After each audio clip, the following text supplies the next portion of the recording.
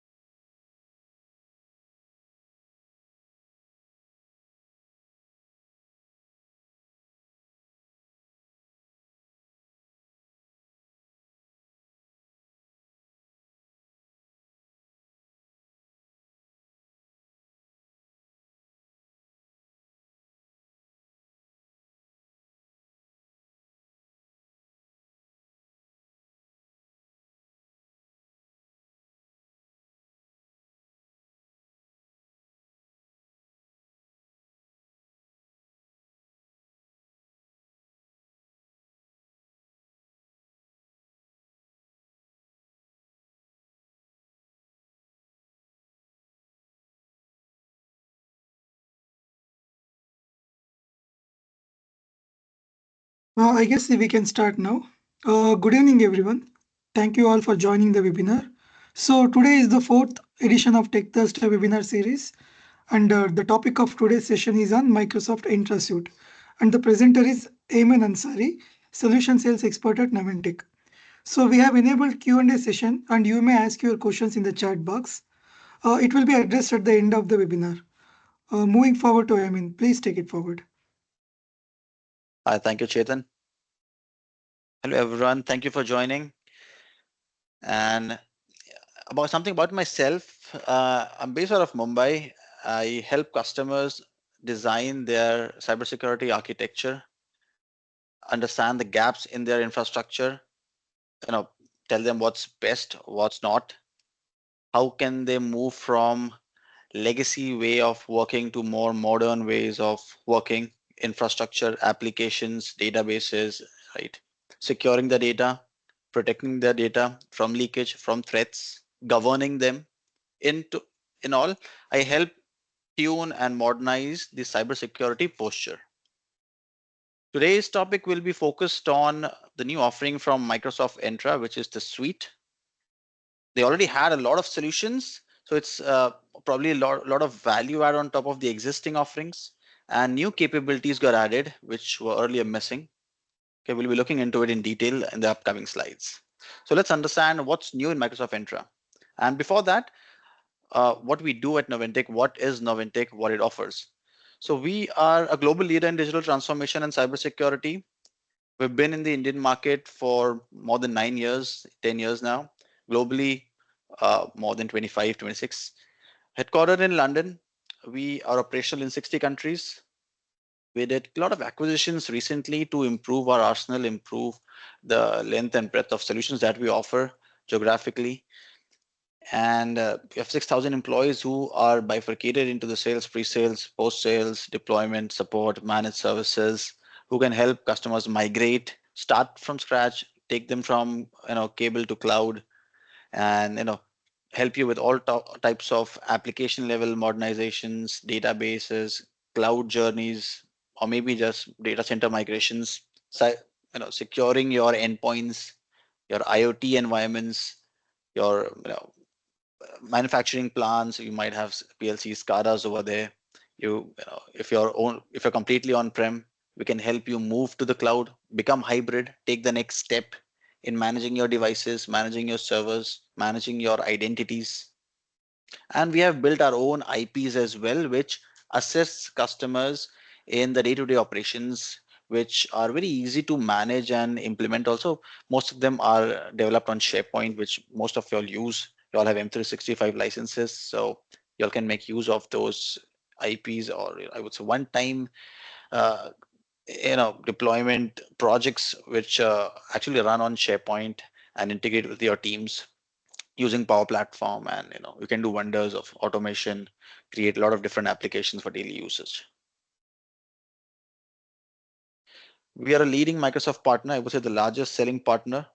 We have a lot of expertise in terms of adoption, change management, and as I said, threat protection, managing your cloud security or your on-prem identities. You have ADFS infrastructure. That's fine. We can help you migrate, move out of it. Right? It's time to move out of ADFS in today's time. We've been accredited as well in the last couple of years. We've won a lot of recognition from Microsoft and customers. And we are also Microsoft MISA, Microsoft Intelligent Security Association partner. We've done a lot of migrations from Azure, from cloud, different cloud to Azure, from on-prem to Azure. Let's understand what we can get out of this session and how Entra can help you address your identity and access related queries or requirements, right? Wherever you are in your journey, probably, it'll be helpful to understand if there's something missing, if there's a gap, or if it can be optimized in a certain way. Okay, please keep your questions coming. Put it in the chat. We'll try to address it. We'll keep the last 10, 15 minutes for Q&A. Okay, let's get into the topic. So Microsoft Entra product family is in front of you. The very first on the left is where you set the base for the zero trust foundation, where you set the base for access control, where you integrate your applications. Many of you might be using M365 Business Basic, Standard, Premium, Office 365, E1, E3, and above, where you have integrated all your apps. Your on-prem Active Directories have been integrated to the cloud AD, which is now called Entra ID, right? Your groupings are, you've created dynamic groups. You have used Entra Connect to sync the identities and assets from your on-prem to cloud, right? Many of you using ADFS due to some dependencies on-prem. And of course, you are using a couple of things like SSO, MFA, password management features, but it's not, I would say it's not complete, right? Using the basic features help you with collaboration, authentication, getting access of your stuff using a single credentials, but not applying the required mechanisms or controls to manage the entire life cycle of identity, asset, the privileges that you probably face in today's matured environments, right? You need more solutions, or you need advanced solutions, and you can even pick and choose what you see on screen, right? The suite is something which is catering to a journey for the zero trust, securing and protecting in every way. But yes, you can even pick and choose. Things are available a la carte as well, right? You might have some alternatives. You can cover up your gaps using solutions offered by the Entra family. So you have your secure access for employees. We'll be discussing this in detail. Then a new solution a couple of quarters back got announced for external IDs, addressing B2C customers, right? B2B, B2C customers, especially B2C customers where you want to give them access to your apps, manage them completely. So you need an external ID. And if you have resources, a lot of resources in multi-cloud, Azure, AWS, GCP, you have excess permissions, you want to manage those permissions, not talking about users, but permissions created for the users and devices, then yes, there are solutions to address those requirements, those threats as well. And at the bottom, you see Copilot for security. That's again a very recent solution launched by Microsoft. We already had Copilot for M365 and other workloads like GitHub and Sales and other solutions. But for security, this was recently launched to address the skill gap, to improve the efficiency of the analysts, to save the time of the administrators. This is, as it says, it's a Copilot to manage your security. We'll understand more about this as the slides go by. This is the actual suite. Suite is a license you can buy on top of your Entra ID Plan 1. Okay. Again, things are available a la carte as well, but it makes sense to buy a suite if you're looking for a proper zero trust journey with respect to your identity and access management. Let's go topic by topic on this. Microsoft recently introduced two new solutions. These were not part of the earlier family in any way whatsoever. So internet access and intra private access are a secure web gateway and VPN solutions respectively. This was not available in the M365 portfolio, very recently added. It was there in public preview. So it was on a approval basis. You can get the trials, but now it is, you can trial, you can buy it on top of your existing Entra ID plans. As the name says, internet access is a proper secure web gateway where you can manage and monitor and control the websites, the ports, the URLs, the IPs that you access. Ensure that the access to your M365, the internet resources, and the SaaS applications that you have are done securely and in a controlled way, along with the policies and the compliances that you wish the device and the user should follow. Okay, whether is in office, is sitting in a Starbucks or an airport, whatever network is using, it is device agnostic. It can be device agnostic. Of course, you can map it. For example, you might want to allow only from corporate devices. But in some cases, you might wish to allow access from personal devices. So it's a choice. But even then, you can restrict a lot of things which are going through your corporate resources, through your corporate channel. And there's also a VPN solution called private access. You wish to access your file servers on premises, any private applications, LDAP applications, SSH, radius applications, right? Or any of your web applications which are hosted anywhere in your data center, public cloud or private cloud. This will help you create a micro-segmentation, an adaptive per application based policies where you can define which user is allowed to access which resource from which device, which file, which internal file server from which device, from which group the user should be coming in from. And along that, you define a lot of mechanisms to verify their authentication. You have a lot of authentication methods available, authenticator app, etc. Two MFA is available. Strong passwords can be enabled, right? You can, and at the same time, you can apply other controls to ensure you give them minimum privileges, right? And apply risk controls. So you are assuming that he might be infected, assuming that he might be breached, assuming he has a bad history of putting passwords, or assuming that you check each and every criteria for a safe access before you give him access on any device, right? So you try to adhere to the principles of zero trust as well as you use these solutions.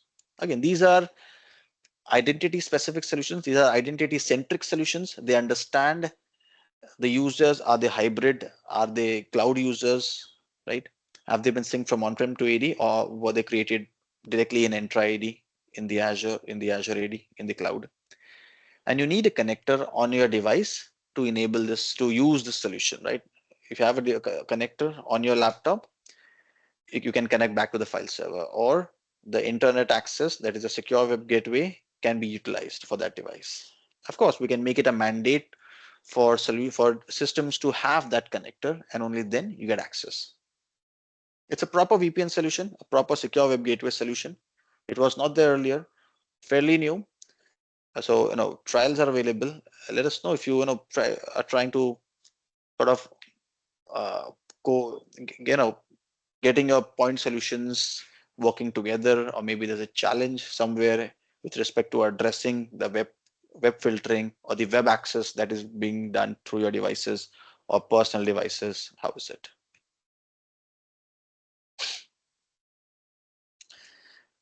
ID governance is ensuring that since the time of joining to the time you leave, that entire life cycle is properly managed.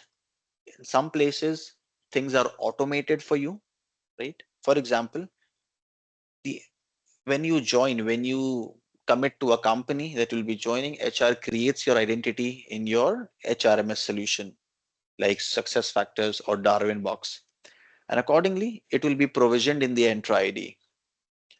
When you move into a team, when you join under someone, you'll be having access to some applications, couple of internal apps, private apps, or some other resources like CRM, right? These can be assigned automatically based on couple of policies and scripts. When you complete a year, probably you should be getting a, a form to fill up to do a self review, right? These things can be automated. You get promoted, you change departments, or you move upwards from an L1 to L2 to an SME to a CIO or CTO. You get your access changes, your privileges changes, right? Uh, your reporting changes. So accordingly, the roles changes and your authority changes. You might need access to different things. Previous accesses need to be terminated as well, right? And probably you need to be added in selected groups in the required groups. Now probably you're a global, you have a global role. You will have access to a lot of global teams across the world. That needs to happen, right? With respect to teams for communication, with respect to emails, with respect to SharePoint sites, access to different resources and different types of privileges. You might be approving a lot of things. You might be authorizing a lot of things. So that entire joiner, mover, leaver process can be managed with ID governance. And there are a lot of scenarios where you can define that. Couple of analytics will also help you fine tune your existing environment, fine tune your policies, remediate something which went wrong or something which needs to be attended or mended right there on the spot, ad hoc requirements, right? For example, some freelancers are about to join your company for a couple of weeks, couple of months.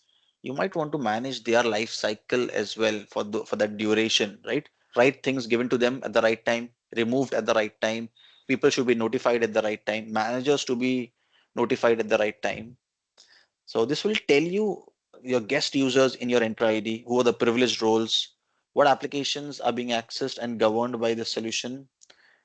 Probably if there are reviews created and defined for the access created, nothing should be unmonitored, right? When you join an organization, probably many of you must have noticed, we've been there for 3-4 years, but the our roles and privileges have never changed. Nobody cared that do I still need that privilege or not. It's still there with us for the last 3-4 years. We got promoted twice, but it's still there.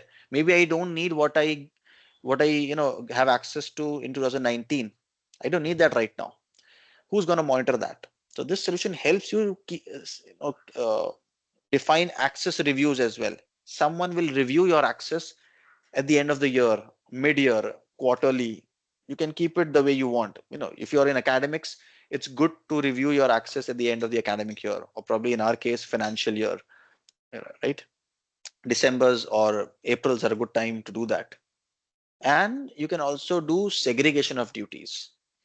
Two people should approve this workflow, right? It helps out, you know, avoid misuse as well, and right, and it's not probably entirely dependent on one person. And for some ad hoc requirements, create a just-in-time policy. Maybe you want access for 3 hours or 2 hours to a certain resource. have a policy ready. I'll give it to you. Whoever needs access to our email or SharePoint, I'll have a policy ready. You need access, you you request, I will approve for 3 hours. Maybe you are on vacation, your laptop crashes. You need access from a personal laptop. What do you do in that case? Do you initiate a change management process at that time? No, that will take a lot of time, right? Have a policy created. If you need access from personal machine, have a policy ready. Request it. Someone will approve. You'll get access to that application on personal machine for a couple of hours. Then it is revoked. It helps a lot of ad hoc scenarios, emergency situations, middle of the night, and all these are role-based admin roles. So you can have different people manage different things at a different level: help desk, reader, security officer, compliance officer, someone to deal with only Exchange, someone to deal with your CRMs, application specific roles. Right. That's governance. You can Protection is something else, but governance is managing the entire life cycle, having logs for everything. When you something changes, some authorization happens, there should be a log for that, right?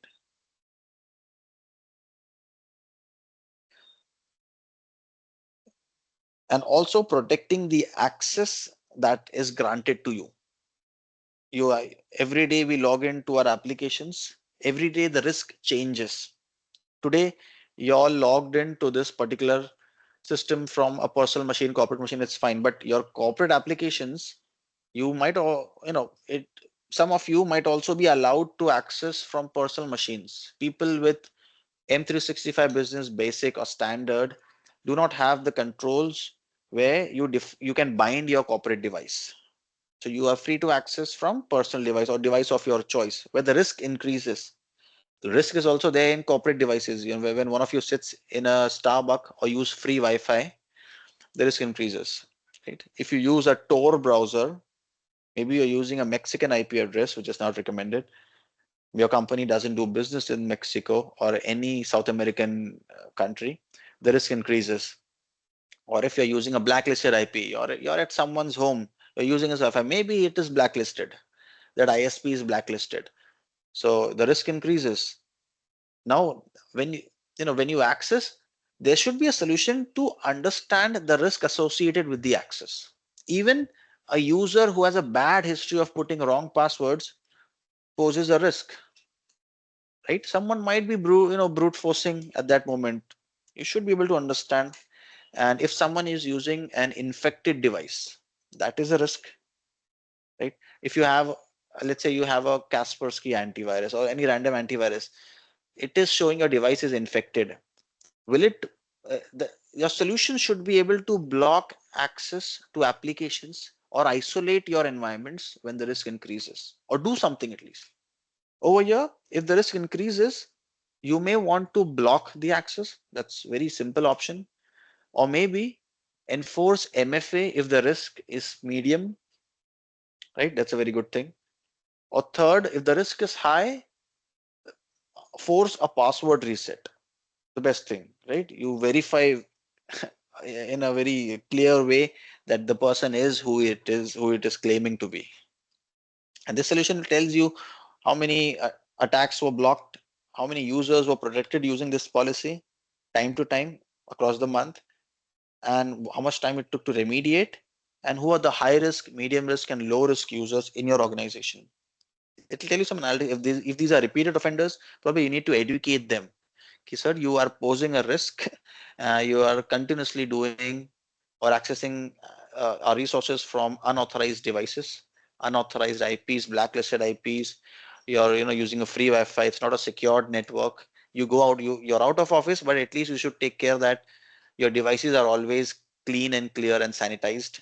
They are always updated with the latest patches. So there might be a lot of reasons which are contributing to the high risk, and this solution tells you that. And you have an option to take action: MFA, password reset, block access. And then you have other solutions which integrate and maybe give only view access, like a CASB solution. It integrates with your cloud apps. If the risk is high, give only reading access, viewing access. Do not give editing access. Do not give downloading access or uploading access. Of course, there are machine learning signals which contribute to this. Microsoft continuously tries to improve the efficiency of this by using feedback from customers like you, how things should be detected. If there are false positives submitted by you, it's taken into consideration. But yes, this is a good way to not leave things to a static policy, but it will be dynamic in nature. As the risk increases or decreases, your policies can adapt. Accordingly, the actions can change.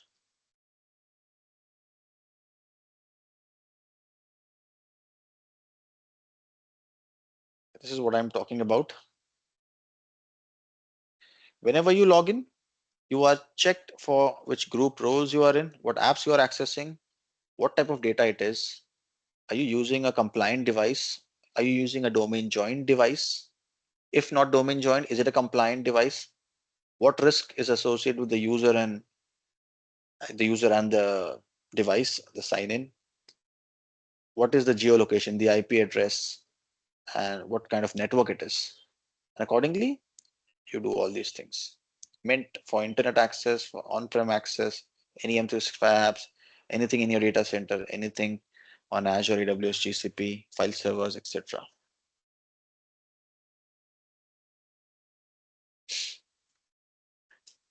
Another solution which helps you with verifying your identity. Again, this was introduced last year, called verified ID. A classical example of this is, we used to use Credly, right? When we do any certifications, we associate that with Credly, right? And we post our certifications, our achievements on LinkedIn. There is a Credly site, a link, and people see your notifications. It pops up in their feeds. They click on it, and it validates that it is actually Eman Ansari from so and so who did a particular Microsoft or Cisco or some random LinkedIn certification on this date, authorized by this company, certified, etc., etc. Similarly, you have another example, which is your DigiYatra. Any one of you used DigiYatra recently? You upload your boarding passes over here. You also upload your Aadhaar card over here. You upload your photo. You take a live photo of your face as well, right? And when you go to the airport, there's a separate line where they just scan your face and understands that the airport authority will check with the Aadhaar card, the UAID, that this is actually the person. The photo matches, the Aadhaar numbers matches, the details matches, the boarding pass matches, and you're allowed to go, right? The issuer was someone else. The verifier was the airport. You're the individual. You're carrying that in your wallet. The identity that was created, it was created for you. The credentials that were created for you, you're carrying that in your wallet. This time it was DigiYatra. It could be something else. So you can take any example. You can use your identities and store them in wallets and use it where at any similar verifier where you want to use the same identity. It'll give you access to a certain you know event or something. You can use those issued identities to you. Your Microsoft Authenticator app is a classical example.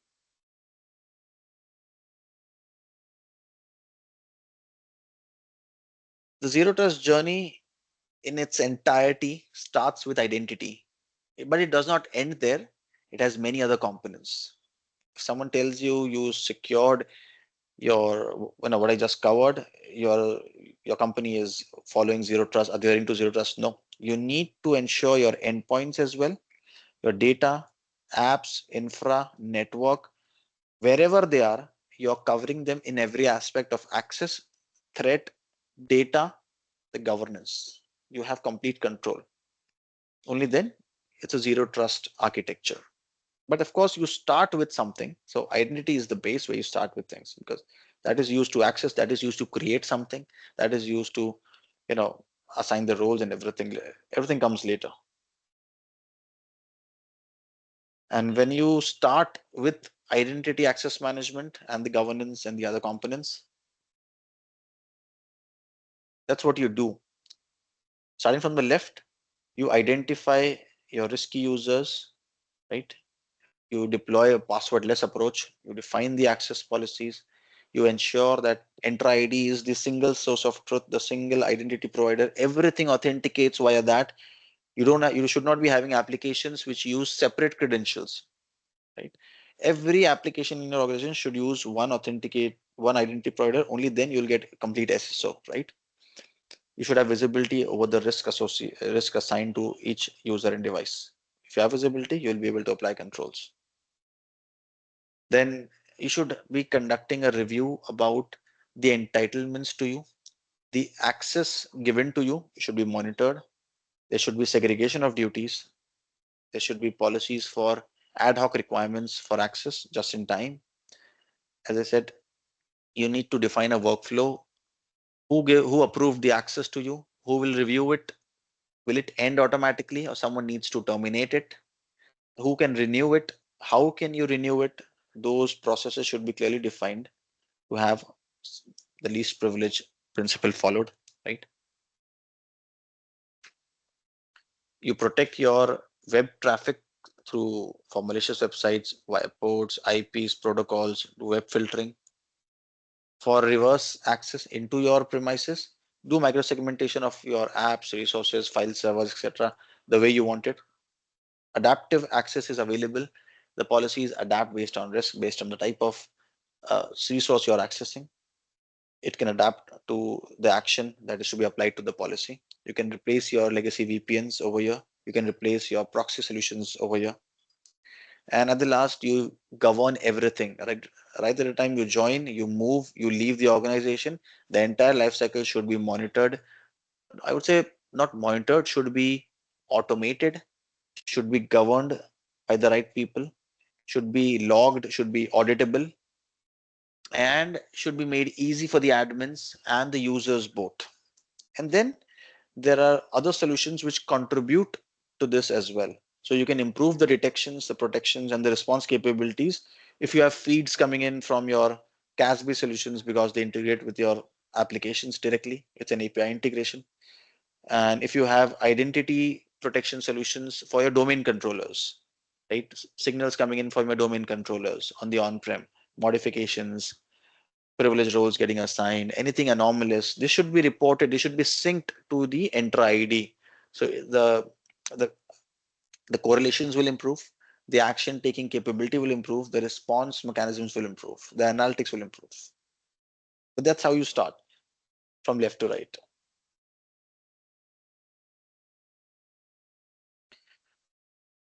That's the goal, to improve the user experience. Without this, no one will buy any solution, right?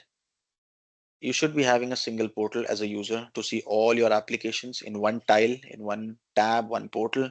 Everything assigned to you should be over here. What you don't have, there should be an option to drop down and request access. Single sign-on, you should not be using different credentials.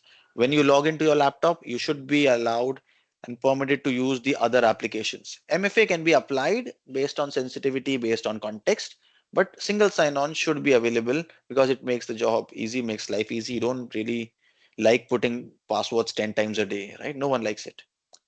And if possible, go for passwordless. I have a biometric fingerprint scanner on my laptop. If you have it, that's good. You can use a pin-based authentication. It's much better. You can also integrate third-party, uh, you know, tokens or keys for passwordless authentication. Like, there used to be RSA tokens that you hang in your neck. It's a 6-digit code, changes every 30 seconds. You can integrate those FIDO keys. But the best way is use a Microsoft Authenticator app. It's free of cost.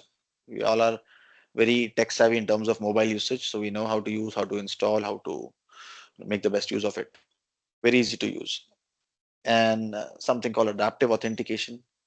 Your authentication requirements should change based on risk. If the sign in looks risky, the authentication required should be strong authentication, maybe a different method of authentication rather than an authenticator app or something. A phishing resistant authentication, right? That's all available in Entra. Your users should be able to reset the password. Whatever cycle of 90 days or 180 days you follow in your organizations, in the end, most of you all have to reach out to the admins if you forgot to do that because it's tied to your Active Directory. You call up the admin, he'll take your access, with his credentials, then he'll change the password and then leave the system. Probably you might have to create a ticket or call him, right? That's overhead for the admin, for the help desk team. Over here, there's a URL where any user can log in and reset his password. If it's a hybrid environment, the password will be written back to the on-prem AD. Okay. And with the governance, the user experience is again improved because the roles are assigned faster. You get added to groups faster. You get access to sites and teams and channels and chat much faster. And the movement, vertical movement or horizontal movements in your organization becomes easier to manage because it's all automated.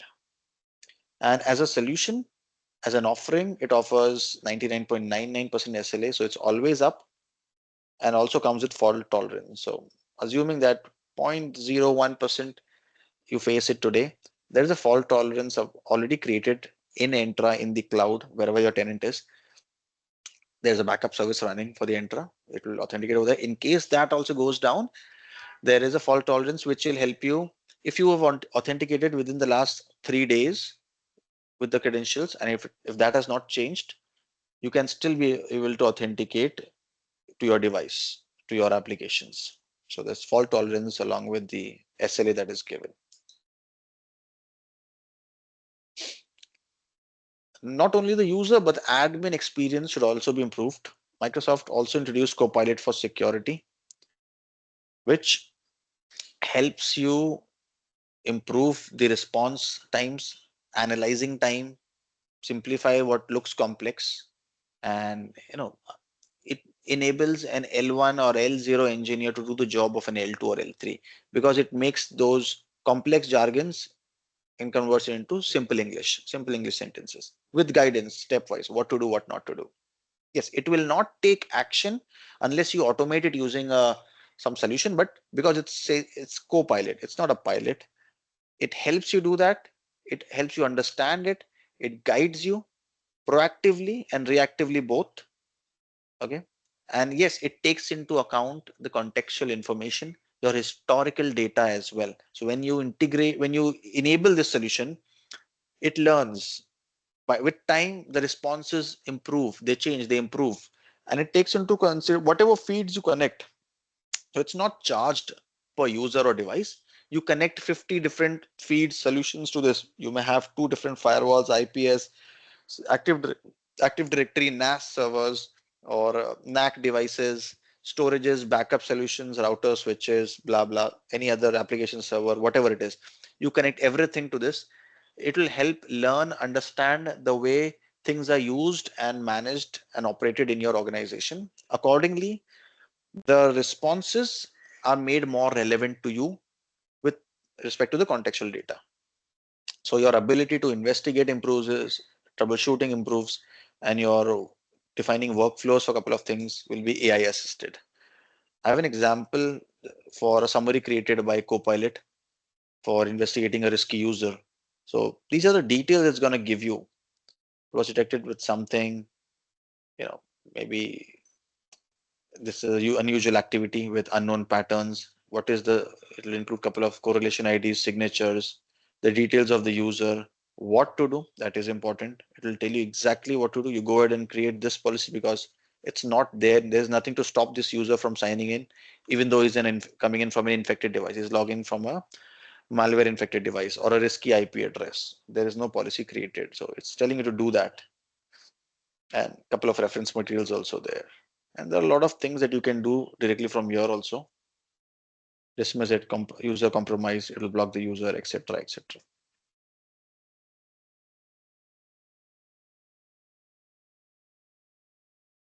Okay, that's the space this solution covers: the identity access, governance, the network access, verifying the credentials and identity, and your advanced identity protection.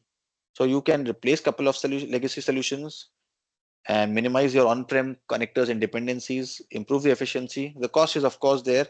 I haven't put the dollars on the screen, but yes, it makes sense when you buy a suite. You're all used to using Microsoft bundles of premiums and the EMS, M365, E3s, and E5. Similarly, this adds value in terms of commercial value. Technical is of course there, but it also adds commercial value. That's the goal. Any employee, any location, any platform, any device, you should be able to access any of these apps, resources, file servers, codes, DevOps environment, whatever, securely with AI assistance, with machine learning driven analytics. Risks should be factored, governance in place. That's the aim of it. Secure access. Again, you can split the use cases based on your requirements. Right? You can start your journey with the basics, add layers on top of it based on what kind of regulations you are subjected to. Right? Maybe today you are subjected to nothing. Tomorrow DPDP might be in place from April or July next year, July, whatever. You have time to prepare. But maybe you start business with a foreign or European entity. GDPR might be applicable to you. So based on what you are adhering to, what etiquettes you follow in your company, what type of data you deal with, you have to start looking at identity as the base of zero trust, the pillar, the base pillar where you start your security journey or your compliance journey. Everything comes later. Your mobility, MDM solutions, EDRs, XDRs, or DLPs, governance, data lifecycle, everything comes later. Identity is the first pillar. How Noventiq can help you? Probably a couple of advisory services. You might want to have a roadmap defined for you, a governance framework, as I said, based on regulations. We can do workshops for you. Maybe you want to see how we can move apps from your ADFS and move the authentication to Entra ID. So it eliminates the dependency on ADFS. Or maybe how things will work in the cloud. You might be a completely SaaS, a cloud-based customer. You don't have anything on-prem. You can see with Entra how things will be made easy or more secure for you. So we can do that overview session, that requirement gathering, and give you the complete roadmap. As a managed service, manage your life cycle, patches, optimized performance tuning. Maybe you're using a mix of, I don't know, using Active Directory as well. You might be using Entra ID. You might be using managed domain services from Microsoft, right? And help you implement, configure, set up your B2B users. A lot of customers have many B2B users who are added as guest IDs in your Entra ID. We can help you manage, set up policies for them, the best practices for managing B2B and B2C users. Single sign-on, you might want to understand which apps are supported for modern authentication. Not all apps are supported, right? And if not, you should be looking at migrating your apps to Azure. Maybe a simple lift and shift will do for you. Sometimes you may have to modernize your app. You need to change the way it is authenticating. The protocols might have to be modified, right? The mechanisms have to be modified. Or maybe just create some operating procedures for your team who's managing this, or train your team, educate them. Can do that for you. Couple of questions. I'll try to put this or link this session in the Q&A. It's almost 5:15. But yeah, a couple of pointers might help you remember some questions that you might have in mind. But I'll just I want to highlight a couple of things. Cross-tenant synchronization is also supported. If you have two entities in your organization, A and B, you can sync them, and then both A and B users can access each other's applications, sites, resources, etc.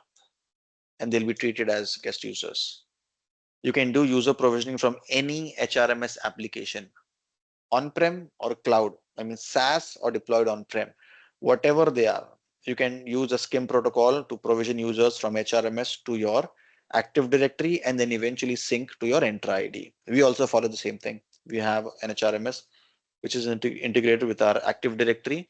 So the user creates from the HRMS master data to my Active Directory and then to my Entra ID. And that sync happens via a task scheduler, runs every couple of intervals, pulls in the details, the user attributes, syncs to my Active Directory.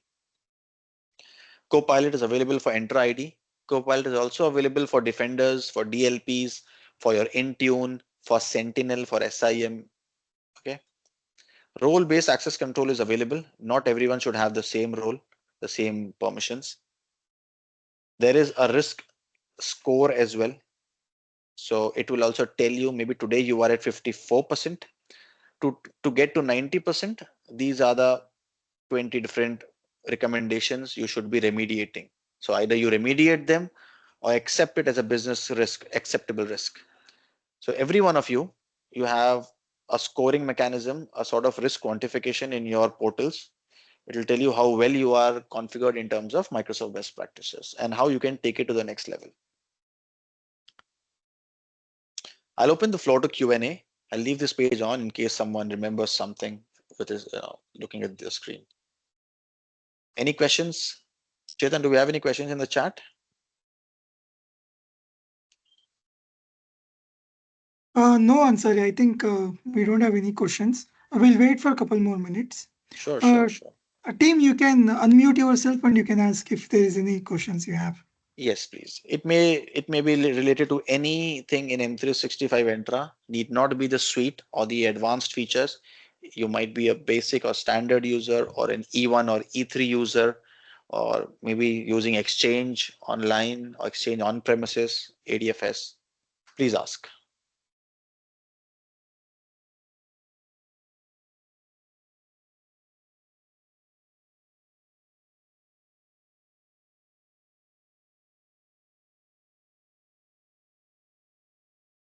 Team, anything?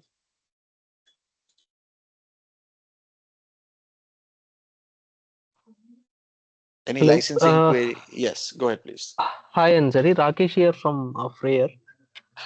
Tell me, Rakesh. Anjali, actually, when you're talking about AD governance, you said about that onboarding and offboarding process, right? By That's right. automating the onboarding and offboarding. Can you just That's right. explain a bit more about that? Yes. That's called user provisioning. The first step is user provisioning, right? Let Hmm. me go back to the screen. A lot of customers are doing it currently with us. So I would say it's a hot topic in today's terms. Anyone with EMS or M365 users are in a good position to use this. So the first thing that you will want to do is ensure the user is provisioned from any HRMS that you use to your Active Directory and Entra ID, right? That's the first Okay. step. It's called user provisioning. And I want to stress on the license part for this. If you can do, if you have a SaaS based HRMS, you don't need any advanced license to provision the user. Okay. But if the application is on premises, then you need a premium license or some advanced license to provision the user. But if it's Okay. a SaaS And based application, yeah, it can be our internal SaaS-based application also, right? It's not. yes, yes, anything. Okay. See, right Got it. now the protocol dependencies have been removed, so they are very clear that using the SCIM protocol, I can integrate any HRMS to your environment, to Hmm. M365 environment. And if you have an Active Directory, as I said, you first you do this. This is how the master data syncs to your Active Directory, and then from here it goes to the cloud via your Entra Connect. You have an Entra Connect in between, right? Okay. Understood. And then from here, it using this connector, it syncs to your cloud ID, Cloud. which is the Entra ID. Yeah. And customers who do not have an on-prem ID, they can directly go with Entra ID. It will directly sync. But this is the process for user provisioning. And Okay. the next is when you need governance of the life cycle, that is when you need this license. Until what I just explained does not require this license. This is required when you want to manage the life cycle of the user. That is, when someone joins under you, he should be assigned a couple of apps, permissions, addition to groups, everything automated. So script will run, everything will happen for that user. You will be notified, your subordinates will be notified. That maybe there will be a welcome message displayed on Yammer and Teams chat and everything. Those things can be automated. And accordingly, when he moves vertically, changes department, you promote him, or he leaves the organization, his access should be terminated, his authentication should be stopped, his devices should be, if not wiped, application data should be wiped out. right? And accordingly, removed from all teams and all applications, and you should be notified at 6 p.m. I'm seeing all these use cases which I have heard from customers of mine. So they wanted this, at 6 p.m. a mail should go to the manager when he on his last day, and his access should be terminated, and there should be a mail sent to him with all the HR related communications that might be required later on for communicating for a PF related data or anything, when you inquire for form 16, who should you be reaching out to? So all you can set all those things in an automated manner, scripts, rules or workflows defined for different scenarios which happen in your organization. That is the identity governance part. Understood, Ansari. Thank you. Yeah. Uh, Anybody? Any questions?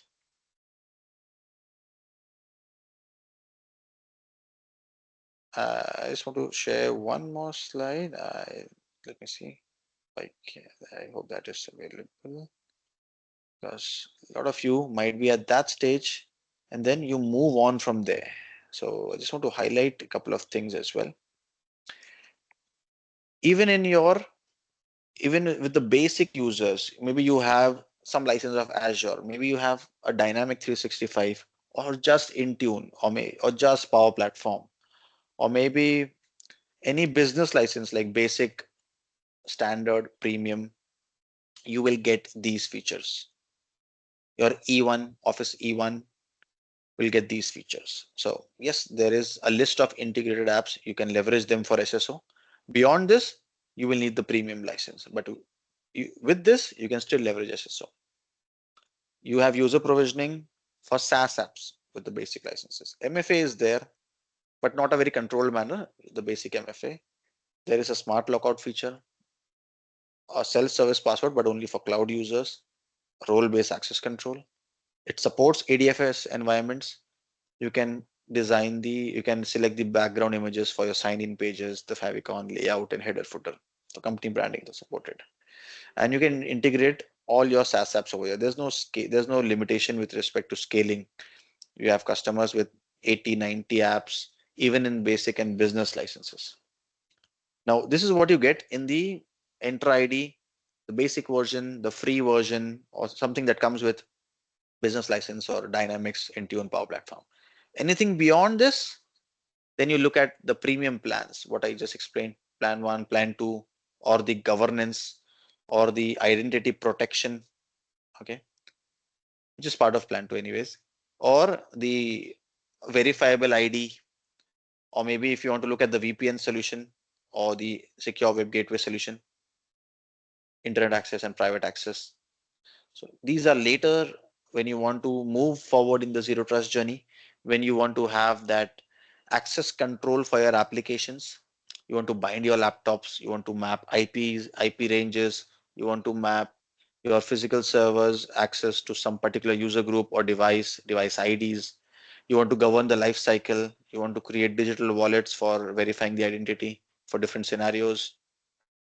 This is where you look at different licenses or the Entra suite. Yes, suite will make good sense in terms of commercial. But again, you can start your journey with any of these. Pick and choose. This is the ideal thing. Start with Entra ID Plan 1. Then probably if you need one or two more, it makes sense to go with suite. You'll get the other features. You'll save costs on your VPNs and proxy solutions as well. All right. I have nothing more to add for this session. Go back to questions. If you have any questions, I'll take them.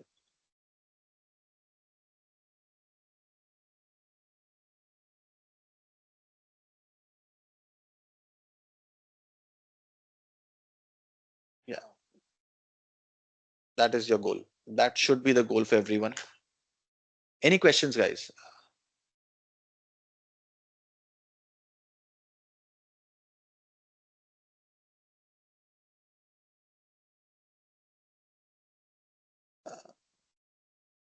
Chetan, do we see any questions in the chat?